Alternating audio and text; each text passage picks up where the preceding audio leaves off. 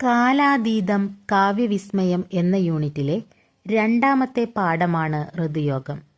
മഹാഭാരതത്തിലെ ശകുന്തളോപാഖ്യാനത്തെ ആസ്പദമാക്കി രചിച്ച ഈ കൃതി മലയാള ശാകുന്തളം എന്ന പേരിൽ AR രാജരാജവർമ്മ മലയാളത്തിലേക്ക് വിവർത്തനം ചെയ്തു.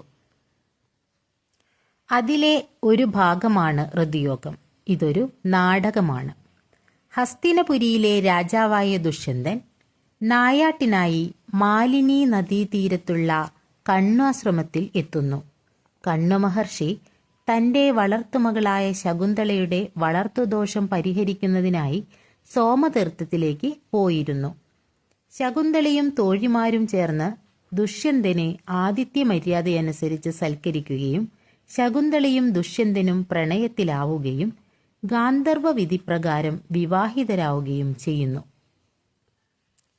രാജ്യഭരണാർത്ഥം രാജധാനിയിലേക്ക് പോകേണ്ടി വന്നപ്പോൾ ദുഷ്യന്തൻ ഗർഭിണിയായ ശകുന്തളയ്ക്ക് മുദ്രമോതിരം നൽകി 4 നാൾക്കകം കൊട്ടാരത്തിലേക്ക് കൂട്ടിക്കൊണ്ടു പോകാമെന്ന് അറിയിച്ച് പോകുന്നു.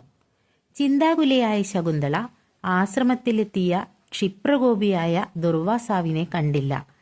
തന്നോട് ആതിഥ്യമര്യാദ കാണിക്കാത്ത ശകുന്തളയെ ദുർവാസാവ് ശപിക്കുന്നു. ശകുന്തള ആരെയാണോ ഓർത്തുകൊണ്ടിരുന്നത് അയാൾ അവളെ മറന്നുപോകട്ടെ എന്നായിരുന്നു ശാപം.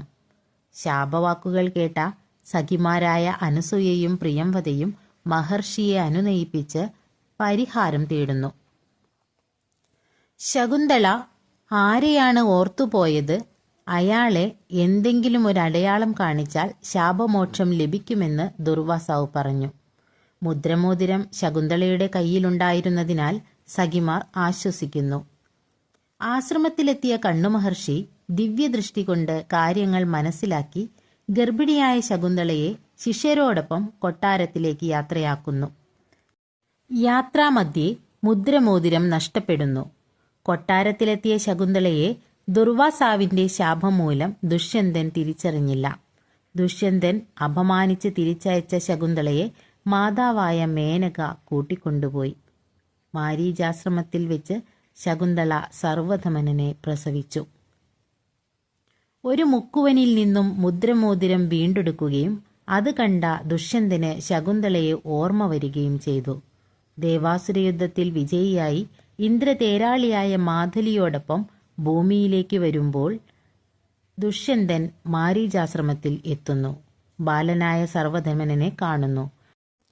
സിംഹക്കുട്ടിയുടെ വാ പൊളിച്ച് പല്ലെണ്ണി നോക്കുന്ന സർവധമനനെ അത്ഭുതത്തോടെ നോക്കുന്നു. കുട്ടിയുടെ കയ്യിൽ കിട്ടിയ രക്ഷ അഴിഞ്ഞു താഴെ വീണത് എടുത്ത് കെട്ടിക്കൊടുക്കുന്നു. അവന്റെ മാതാപിതാക്കളോ അവനോ അല്ലാതെ ആ രക്ഷ ആരെടുത്താലും അത് സർപ്പമായി എടുത്തവനെ കടിക്കും എന്ന വിവരം സഖിമാരിൽ നിന്നറിയുന്ന ദുഷ്യന്തൻ സന്തോഷവാനാകുന്നു. തന്റെ മകനായ ദുഷ്യന്തനെയും അവന്റെ മാതാവായ ശകുന്തളയെയും തിരിച്ചറിയുന്നു.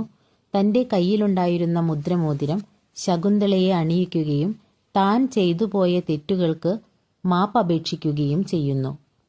തുടർന്ന് ദേവപിതാക്കളായ അദിതിയുടെയും മാരീചന്റെയും അനുഗ്രഹത്തോടെ ദുഷ്യന്തൻ ശകുന്തളയെ സ്വീകരിക്കുന്നു.